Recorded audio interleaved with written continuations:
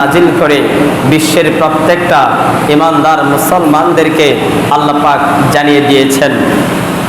আল্লাহ রাব্বুল আলামিন আল্লাহর কোরআনুল কারীমের মধ্যে ঘোষণা করে ইন্নামা ইউরিদুল্লাহু লিইউযহিবা আনকুমুর রিজসা আহলাল বাইতি ওয়া ইউতাহহিরাকুম তাতহীরা। চিৎকার দিয়ে বলেন সুবহানাল্লাহ। সম্মানিত হাজিরিন, আমার আল্লাহ রাব্বুল আলামিন আল্লাহর কোরআনুল কারীমের মধ্যে বর্ণনা করে গো আল্লাহ রাব্বুল আলামিন বলেন ইন্নামা ইউরিদুল্লাহু লিইউযহিবা আনকুমুর রিজসা আহলাল বাইতি ওয়া ইউতাহহিরাকুম তাতহীরা। আমার আল্লাহ বলে গো হে আহলে বায়াতগণ, নিশ্চয় আল্লাহ তাআলা চান তোমাদের থেকে অপবিত্রতা দূর করতে এবং তোমাদেরকে পবিত্র রাখতে। জুড়ে কোন সুবহানাল্লাহ। সম্মানিত হাজিরিন, আল্লাহ রাব্বুল আলামিন আল্লাহর কোরআনে আয়াত নাজিল করে জানিয়ে দিল আহলে বায়াত যারা হবে তারা হচ্ছে সমস্ত প্রকার দোষ ত্রুটি থেকে মুক্ত এবং সমস্ত প্রকার নেফাকি থেকে পবিত্র। জুড়ে কোন সুবহানাল্লাহ। আল্লাহ রাব্বুল আলামিন যাদের সম্পর্কে এই আয়াত কেন নাজিল করলেন তারা কারা? মুসলিম শরীফের হাদিসের মধ্যে হযরত সাদ ইবনে আবি ওয়াক্কাস রাদিয়াল্লাহু তাআলা আনহু একখানা হাদিস শরীফ বর্ণনা করেছেন যাদের সম্পর্কে আল্লাহ এই আয়াত কেন নাজিল করলেন তারা কারা? হযরত সাদ ইবনে আবি ওয়াক্কাস রাদিয়াল্লাহু তাআলা আনহু তিনি বর্ণনা করে গো লা নাযালাত হাদিহিল আয়াতি নাদউ আবনাআনা ওয়া আবনাআকুম দাআ রাসূলুল্লাহ সাল্লাল্লাহু আলাইহি ওয়াসাল্লাম আলিয়া ওয়া ফাতিমা ওয়া হাসান ওয়া হুসাইনা। চিৎকার দিয়া বলেন সুবহানাল্লাহ। হযরত সাদ ইবনে আবি ওয়াক্কাস রাদিয়াল্লাহু তাআলা আনহু তিনি বর্ণনা করেন যখন ওই আয়াতে মুবাহালা নাজিল হলো তখন আল্লাহর প্যারা নবী মুহাম্মদুর রাসূলুল্লাহ সাল্লাল্লাহু আলাইহি ওয়াসাল্লাম হযরত আলী ও ফাতেমা হাসান ও হুসাইন রাদিয়াল্লাহু তাআলা আনহুকে ডেকে এনে বললেন, তিনি আল্লাহর কাছে দোয়া করলেন আল্লাহুম্মা হাউলাই আহলে বাইতি। হে আল্লাহ, এই চারজন হলো আমি নবীর আহলে বায়াত। যেরকম সুবহানাল্লাহ। তাহলে কোরআনে পাকে আল্লাহ পাক রব্বুল আলামিন যাদের সম্পর্কে বলেছেন যে আহলে বায়াত যারা তারা হচ্ছে পবিত্র এবং সমস্ত প্রকার দোষ ত্রুটি থেকে তারা মুক্ত। তারা কারা?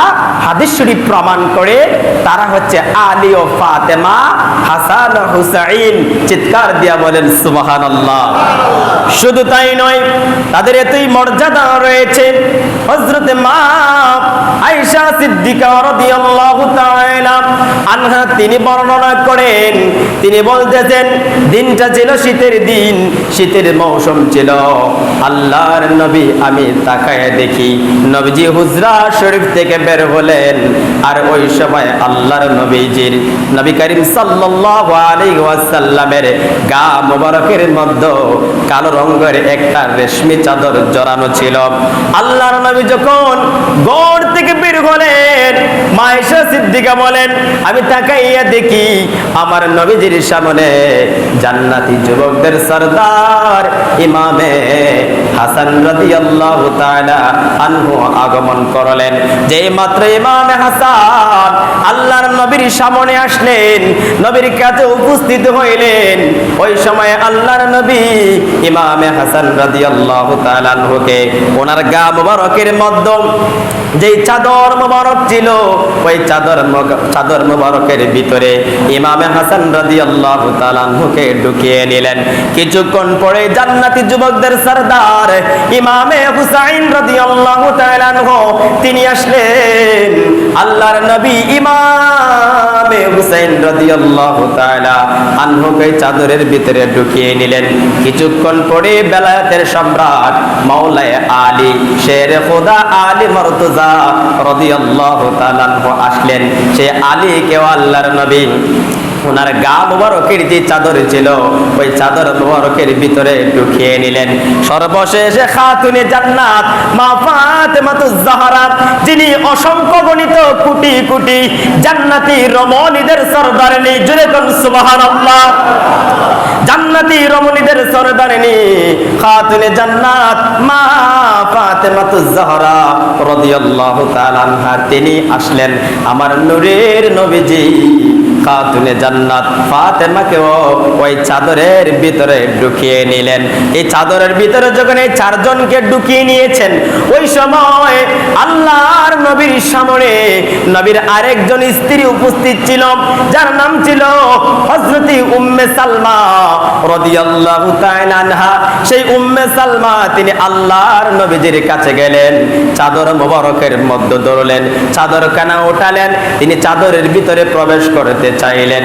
এতে আমার নবীজি উম্মে সালমার হাত থেকে ওই চাদর কানা টেনে নিয়ে গেলেন, চাদরের ভিতরে ঢুকতে দিলেন না।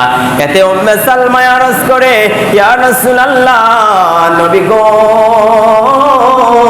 ও মায়ার নবী গো, আমি ওই চাদরের ভিতরে প্রবেশ করতে চাই, আমিও তাদের অন্তর্ভুক্ত হতে চাই। আমার নবী ডাক দিয়া কয়, উম্মে সালমা রে, এই চাদরের ভিতরে তুমি ঢুকতে চেও না, কেননা ইন্নাকা মিন আজওয়াজিন নবিয়্যি সাল্লাল্লাহু আলাইহি ওয়াসাল্লাম আলা খাইরিন। এই উম্মে সালমা, তুমি এই চাদরের ভিতরে প্রবেশ করিও না, তাদের অন্তর্ভুক্ত হওয়ার চেষ্টা করিও না, কেননা তুমি আমার স্ত্রীগণের অন্তর্ভুক্ত। এরে উম্মে সালমা, তুমি নবীর স্ত্রীগণের অন্তর্ভুক্ত, তুমি অনেক কল্যাণের উপর আছো, যেরকম সুবহানাল্লাহ।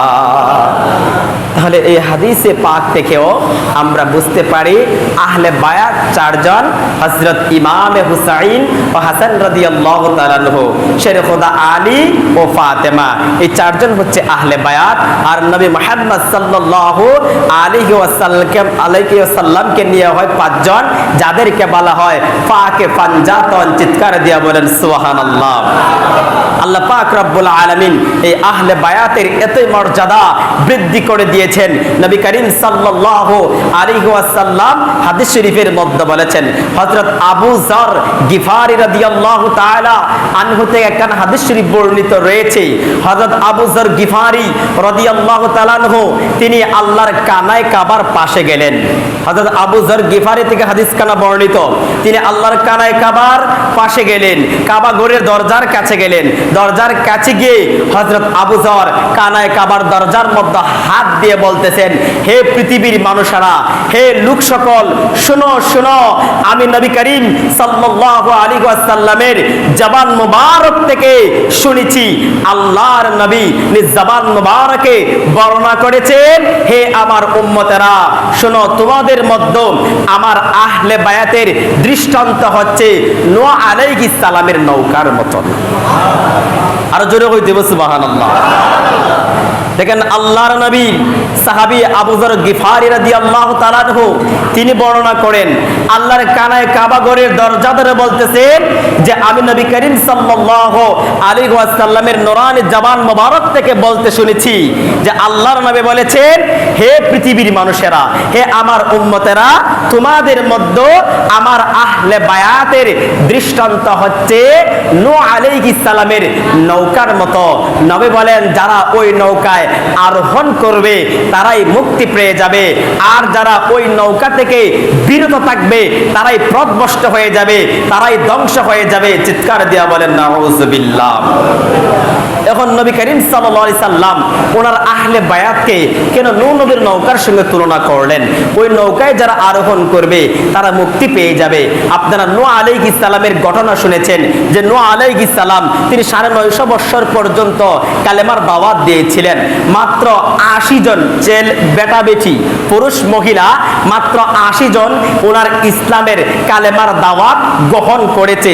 950 বছর দাওয়াত দেওয়ার পরে নূহ আলাইহিস সালাম বিরক্ত হয়ে আল্লাহর কাছে দোয়া করেছিলেন, হে আল্লাহ, এত বছর আমি কালেমার দাওয়াত দিলাম কিন্তু মাত্র গোটা কয়েকটা মানুষ আমার কালেমার দাওয়াত গ্রহণ করেছে। আল্লাহ, এই জাতিকে আপনি ধ্বংস করে দেন। তো আল্লাহ পাক রব্বুল আলামিন নূহ নবীকে বলেছিলেন, ও নূহ, তুমি একটা নৌকা বানাও। তখন নূহ আলাইহিস সালাম একটা নৌকা বানিয়েছিলেন যে প্লাবন আসবে, যেই মুহূর্তে প্লাবন আসবে আল্লাহ পাক রব্বুল আলামিন নূহ নবীকে বললেন, তোমার প্রতি যারা ঈমান এনেছে, যারা কালেমার দাওয়াত গ্রহণ করেছে, তুমি তাদেরকে নিয়ে ওই নৌকায় আরোহণ করো, ওই নৌকায় উঠে যাও। তো যারা ওনাকে মেনেছে, ওনার প্রতি ঈমান এনেছে, ইসলামের দাওয়াত যারা গ্রহণ করেছে, তাদেরকে নিয়ে নূহ আলাইহিস সালাম নৌকায় আরোহণ করলেন, নৌকায় উঠলেন। আপনারা জানেন ইতিহাস, ওই নৌকায় যারা উঠেছে আল্লাহ এমন প্লাবন দিয়েছেন, ওই নৌকায় যারা উঠেছে তারাই মুক্তি পেয়েছে, আর ওই নৌকায় যারা উঠতে পারে নাই তারাই কিন্তু আল্লাহর গজবে ধ্বংস হয়ে গিয়েছে। ঠিক কিনা বলেন? তারা ধ্বংস হয়ে গিয়েছে। তো নবী করিম সাল্লাল্লাহু আলাইহি সাল্লাম হাদিসে পাকের মধ্যে এজন্যই নূহ নবীর নৌকার সঙ্গে ওনার আহলে বায়াতের দৃষ্টান্ত দিয়েছেন যে নূহ নবীর নৌকায় যারা উঠেছে তারা মুক্তি পেয়েছে, তারা বেঁচে গিয়েছে, আল্লাহর গজব থেকে মুক্তি পেয়েছে। তদ্রূপভাবে আহলে বায়াতকে যারা অনুসরণ করবে, আহলে বায়াতকে যারা মহব্বত করবে, তারাই কিন্তু মুক্তি পেয়ে যাবে, তারাই নাজাত পেয়ে যাবে। আর আহলে বায়াতের অনুসরণ যারা করবে না, আহলে বায়াতের বিরোধিতা যারা করবে, তারাই কিন্তু পথভ্রষ্ট, তারাই জাহান্নামী, তারাই কিন্তু একেবারে নিকৃষ্ট একটা জাতি। ওই জাতির একটা দল হচ্ছে ইয়েজিদের গোষ্ঠী। কথা বলেন ঠিক কিনা? ওই জাতির একটা গোষ্ঠীর নাম কি? ইয়েজিদের গোষ্ঠী। ওই ইয়েজিদেরা আহলে বায়াতের গলায় ছুরি চালিয়েছে। কথা বলেন ঠিক কিনা? যারা আহলে বায়াতের গলায় ছুরি চালিয়েছে সে কখনো কি মুসলমান হইতে পারে? সে কখনো মুসলমান হইতে পারে না।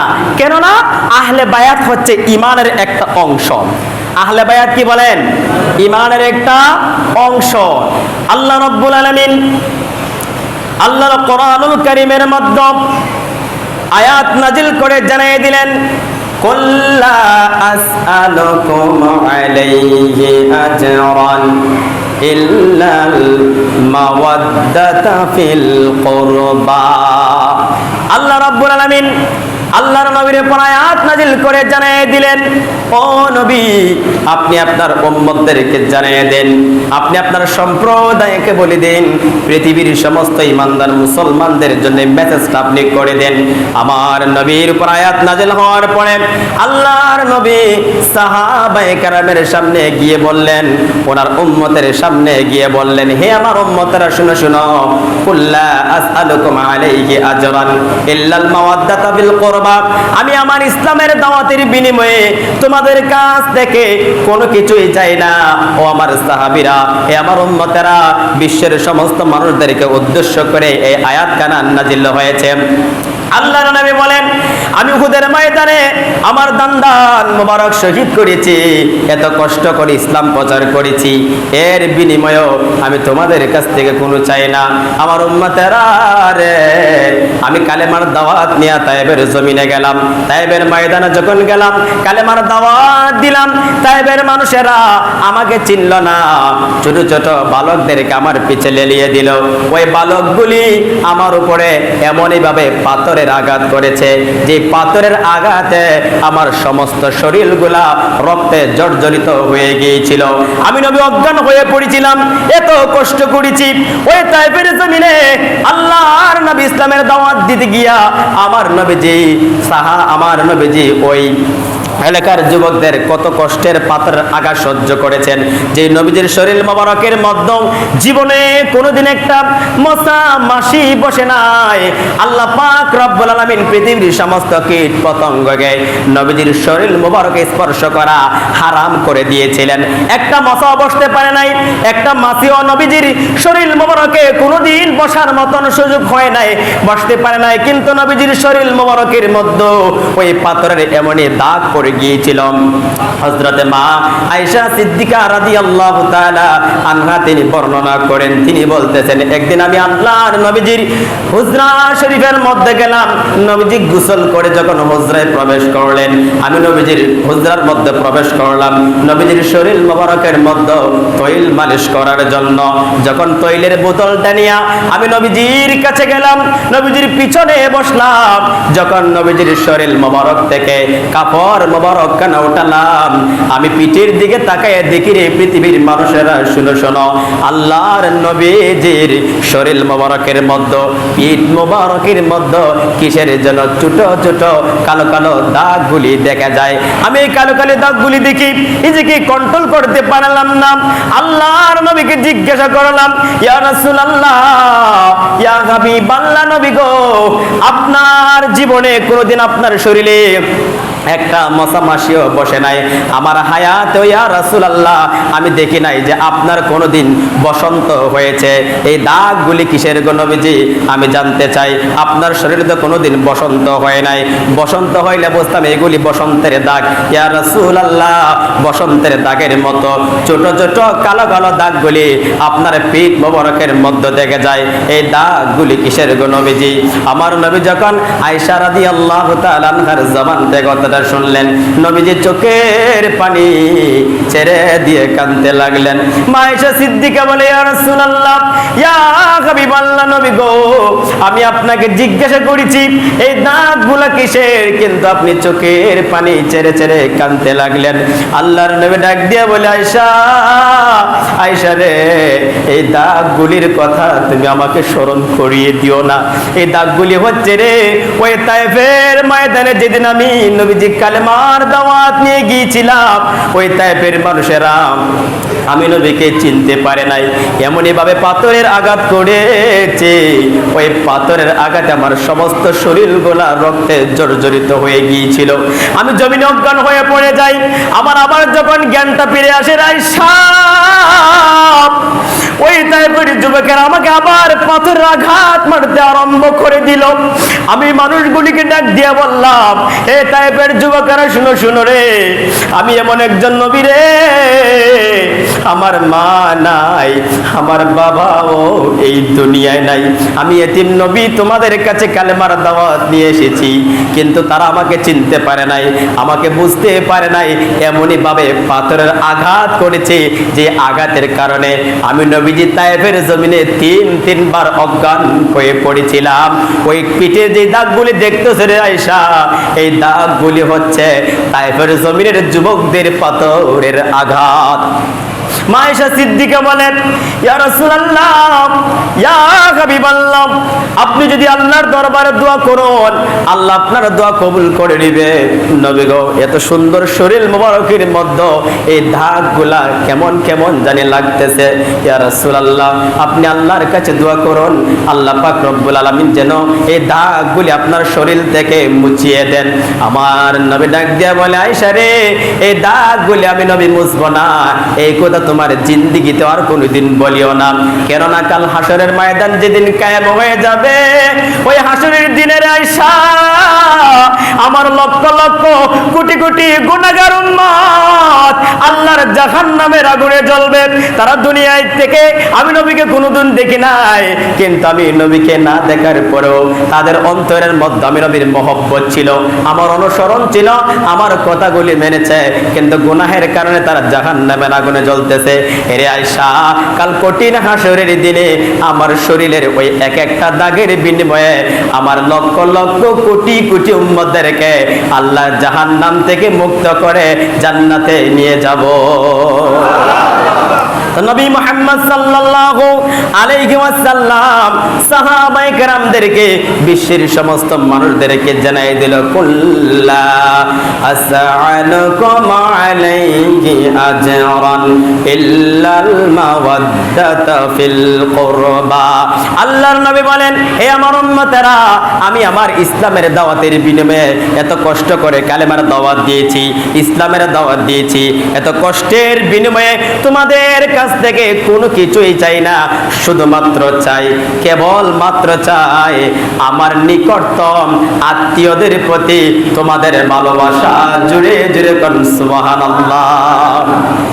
আল্লাহর নবী এত কষ্ট করেছেন, এত কষ্টের বিনিময়ে নবী উম্মতের কাছ থেকে কোনো কিছুই চায় না, শুধু চায় ওনার নিকটতম আত্মীয়দের প্রতি ভালোবাসা।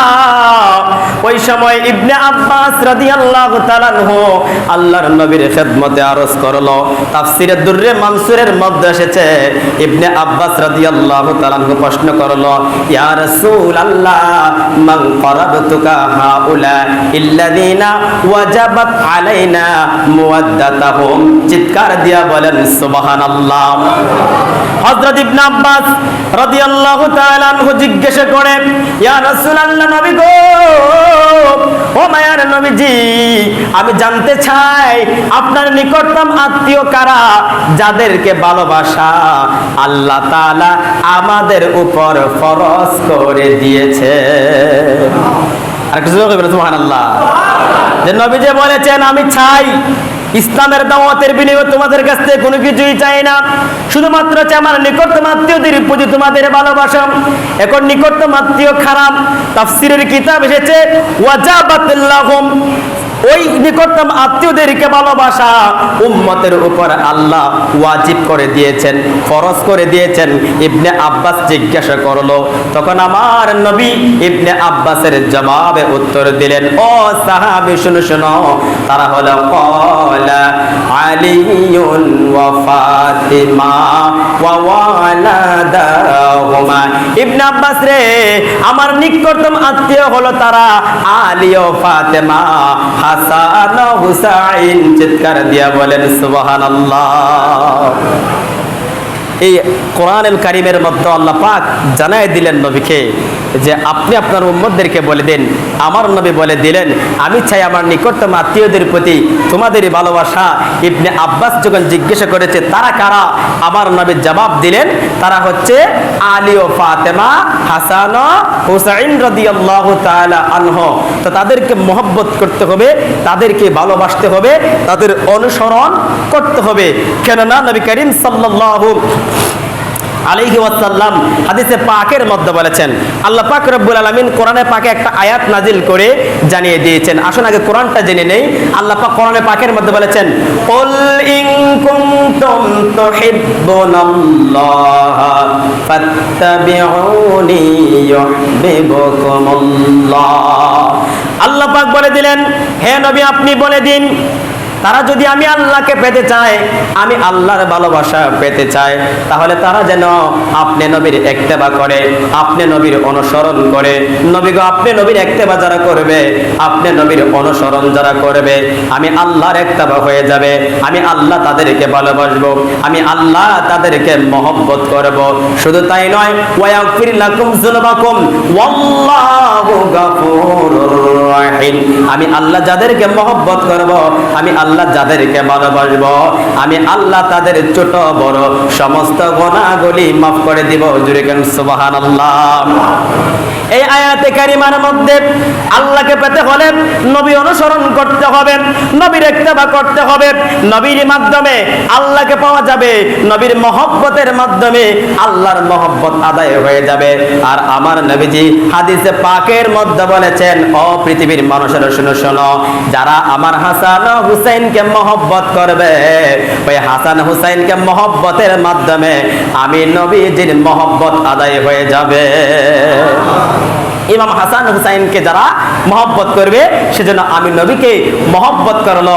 আর আমি নবীকে যে মহব্বত করেছে, আমি নবী যে জান্নাতে থাকবো, ওই জান্নাতের ভিতরে ইমাম হাসান হুসাইনকে, আহলে বায়াতকে যারা মহব্বত করবে, ওই আহলে বায়াতকে মহব্বত করানো ওয়ালা ব্যক্তি আমি নবীর সঙ্গে একই জান্নাতে থাকবে। তো আহলে বায়াতকে মহব্বত করা দরকার আছে না নাই? এখন কি আহলে বায়াতকে মহব্বত করার নাম কি বুকে তাফরাইয়া হচ্ছে নাচ্ছেন মাইরা? এই যেটা গিয়েছে না গুড়া টোরা বানাইয়া দালান টালান বানাইয়া তাজিয়া মুরসিয়া গায়া, এরপরে আমি তো এই বিষয়ে বয়ান করেছি গত জুমায়, শরীরের মধ্যে নিজের শরীরের নিজে আঘাত করে নিজের শরীরের রক্ত নিজে আঘাত করে বের করে ফেলে, এগুলাকে ইসলামের শরীয়তে জায়েজ আছে বলেন? এগুলা জায়েজ নাই। এটার নাম মহব্বত না, এগুলা হচ্ছে এজিদের মহব্বত করার কথা। এগুলা যারা করে তারা এজিদের মহব্বত করে এগুলা করে, কারণ এজিদে এগুলা কাজ করেছে। এজিদে কি করেছে? এই কাজগুলি এজিদে করেছে। মূলত এগুলা আহলে বায়াতকে যারা মহব্বত করে তারা এগুলা করতে পারে। তো ইমাম হাসান হুসাইনকে মহব্বত করতে হবে, তাদের অনুসরণ করতে হবে। তাদের অনুসরণ, তাদের অনুকরণ কিভাবে হবে? যে কারবালার জমিনের ঘটনা, আগামী জমা ইনশাল্লাহ কারবালার বিষয়টা বলবো, যে কারবালার ইতিহাস পড়লে, ওই শাহাদাতে কারবালার ঘটনা শুনলে, কারবালার ময়দানের ঘটনা পড়লে পাওয়া যায় ইমামে হুসাইন যখন মাত্র 72 জন ওনার সদস্যদেরকে নিয়ে কারবালার জমিনে গিয়েছিলেন, ওই দিকে 22,000 এজিদ সৈন্যরা ঘোড়া দৌড়ে যখন ওই ময়দানের মধ্যে আসতেছিল, ওনার স্ত্রী শহর বানু ইমামে হুসাইন রাদিয়াল্লাহু তাআলা আনহুকে ডাক দিয়ে বলেছে, হে হুসাইন, হে স্বামী, এখানে তারা আমাদেরকে দাওয়াত দিয়ে নিয়ে এসেছে, কিন্তু আমি তো তাকে দেখতেছি ওই ময়দানের মধ্যে ঘোড়া এমনই ভাবে দৌড়ে আসতেছে, ওই ঘোড়ার আঘাতে জমিনের বালুগুলি একবারে উঠতে আরম্ভ করে দিয়েছে। আমার তো ভয় হচ্ছে তারা আমাদের দিকে এইভাবে কেন আসতেছে। ইমামে হুসাইন রাদিয়াল্লাহু তাআলা আনহু তখন শহর বানুকে ডাক দিয়ে বলেছিল, হে বিবি, শুনো শোনো, আল্লাহ পাক রব্বুল আলামিন নামাজ যেইভাবে ফরজ করে দিয়েছেন, তাদের সামনে তোমার পর্দা করাটাও একইভাবে ফরজ করে দিয়েছেন। কথা কোন ঠিক কিনা বলেন? ইমামে হুসাইন রাদিয়াল্লাহু তাআলা আনহু ওনার স্ত্রীকে তাঁবুর ভিতরে ঢুকিয়ে দিলেন, তুমি পর্দা করো, পর্দা করা তোমার জন্য ফরজ। কিন্তু বর্তমানে মুহররম মাস আসলে দেখা যায় বেটা বেটি একখানে হয়া, বেগানা নাই সেগানা নাই, এরা একখানে হয়া বুকে তাফরায় আর ইয়া হুসাইন বলে। এটা আদৌ কি জায়েজ আছে বলেন? এটাগুলো কি জায়েজ আছে বলেন? এগুলো জায়েজ নয়, এগুলো হচ্ছে বেহায়ার কাজ। কথা বলেন ঠিক কিনা? এগুলা ইসলাম কখনো সমর্থন করে না।